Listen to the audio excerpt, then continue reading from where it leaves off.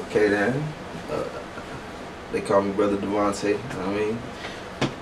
Most people know me, call me Devonte though. Long roads, we ride through the heat and cold.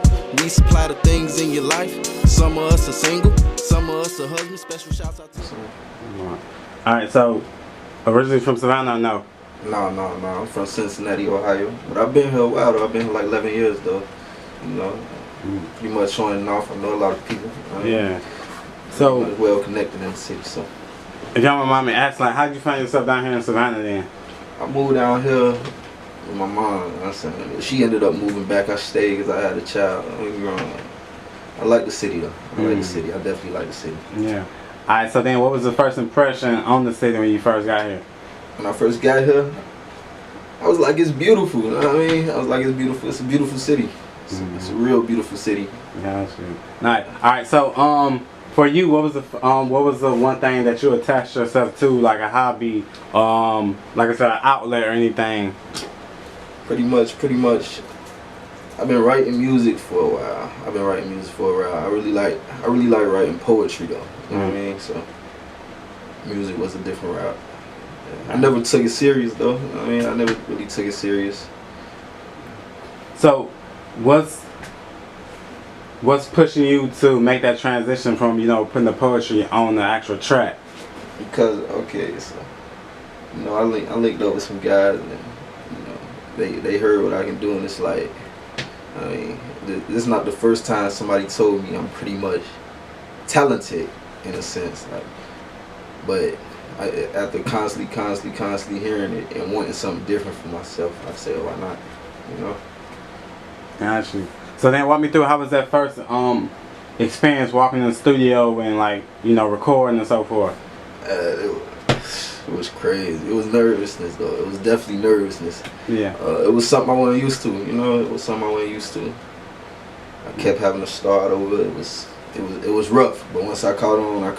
You know, I catch on quick. So once I caught on, it wasn't too bad. I like it. All right. So even for you, like, how would you describe your type of music that you make? It's pretty much inspiring. It's something different. It's different. It's different. It has a different beat to it. You know what I'm saying? It's something that everyone can relate to, especially if you got a conscious mind. Alright, so with you saying that, do you feel like that's a vital for you to put, you know, a message or something intellectual so they can grab onto and think about and ponder on when they listen to your music? Definitely, because you know, I done been in a certain situation in my life. I done been in prison in a whole perspective. I mean, people probably not gonna like it. You know, it's different. You know, the typical simple-minded guy not gonna like it, but you know your audience. Yeah. Alright, so for you then, what would you say is really the reason behind doing, you know, the music that you're doing right now, opposed to doing, you know, what's popular at the moment? I can't see myself following the trend. You know, it's too much going on with everybody these days trying to rap. Everybody rapping about the same thing. Everybody, you know, and then people not trying to learn where we come from or our background. So you know, I put a lot of that into my music also. You know, with me being indigenous, it's pretty much, you know, it's pretty much. Yeah, I got you. Alright, so I want to dig in a little bit in a sense, because like I said, like the person I'm looking at now, opposed to what you said you've been through, how did you make that 180 or whatever to come from being in jail or a gang and so forth to make it to where you at right now? I mean, you know, I just linked up with the right people. You know, I never really had a father figure. You know, I got a mentor now, and he got me in the right direction. You know, a lot of things he say make sense. Like, you know, everybody been through something. Don't get me wrong. I'm not gonna say my story is different from anyone. You know what I'm saying? But I felt like I needed to change, especially with me having a daughter. You know what I mean? Yeah. Okay. So then I want to ask you, so far, like, for the people who, like you said, some people don't like it or not like, what was just people's natural initial reaction to your music so far that you let them hear? Because I know you got like a one track out so far, right? Yeah, it's only one track out, man. It's called Trucker's Life. It's really to show the appreciation for the truck drivers around the United States of America, to show them the appreciation that they don't get. You know what I'm saying? So I got a video to that. It is at 17K right now. I mean, but pretty much everyone around me who heard it, they love it, they like it, you know. I got some unreleased tracks. I got a few of my homeboys here, you know what I mean, and they was like, you know you're gonna have to stand on that now, and I'm like, shit. I mean, you know, shit happens. Yeah, that part. I ain't upset about that, but yeah. You know, so people who know me know, yeah, I don't play about me. Got you. Yeah. So how does that work for you as far as like for the fact that you're making that song for the truckers? And are you a trucker? I'm not a trucker, actually. I'm not a trucker, but everyone around me trucks. You get what I'm saying? Everyone around me trucks. You know what I mean? So pretty much, don't get me wrong.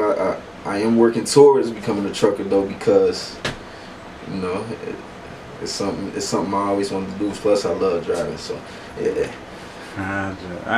So do you think you can do both as far as the trucking and the music? Of course. I'm music.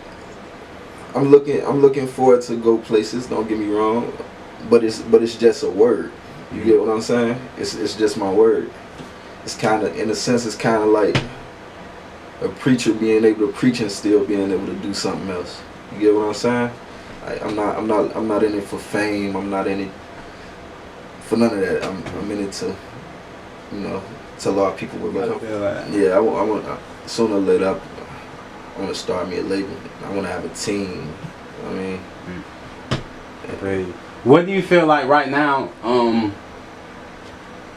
that can be improved? I want to say when it comes to the music and like how it is for artists to, you know, come up like independently and so forth. Like what's like missing in a sense, like is it more just like people being open to work? Do you feel like it's more favoritism when it comes to the music, so it's kind of harder for independent artists or whatever? Or is I feel like it's a lot of favoritism, but you know,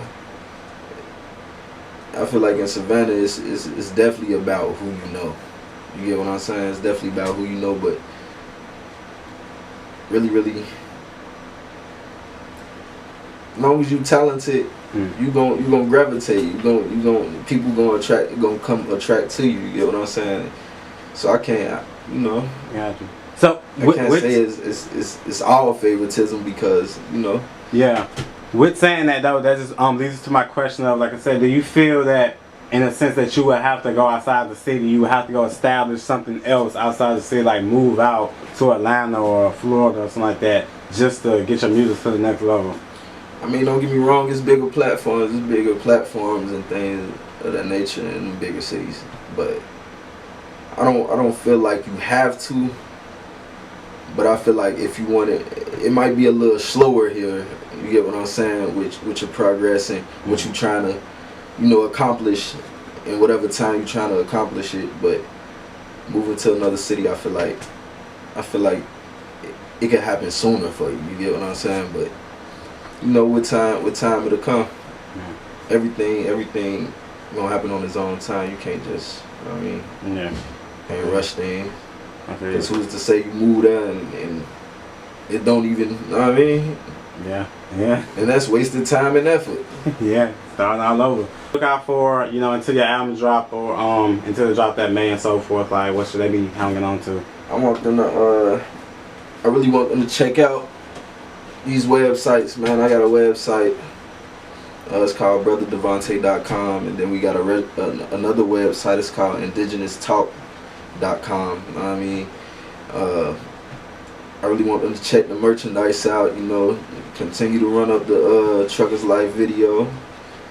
So make sure you subscribe to the page, because it's gonna be a lot of videos dropping soon, and then, you know, the merchandise, the clothes, the t-shirts, pretty much that. I'm about to drop another track, man. It's gonna be called City of Savannah. It's gonna have a video and everything. I mean, Yeah, I like that. One last question I want to ask you.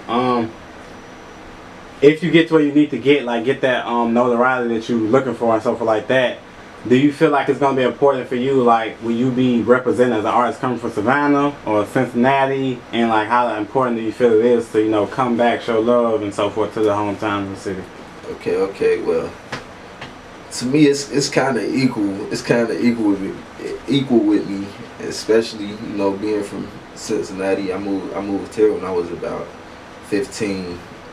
And I ain't number 27 right now, Yeah. so it's kind of half and half. Yeah. For me, Don't get me wrong, I love my hometown. It's a bigger city, but I love Savannah too. Cause this is where I found myself. You know what I mean? So, I feel like I'm definitely gonna help. I'm definitely gonna help folks out, especially like I said, with me elevating and getting me a label and everything. I'm definitely gonna be looking out. Feel me? Gotcha. I feel you.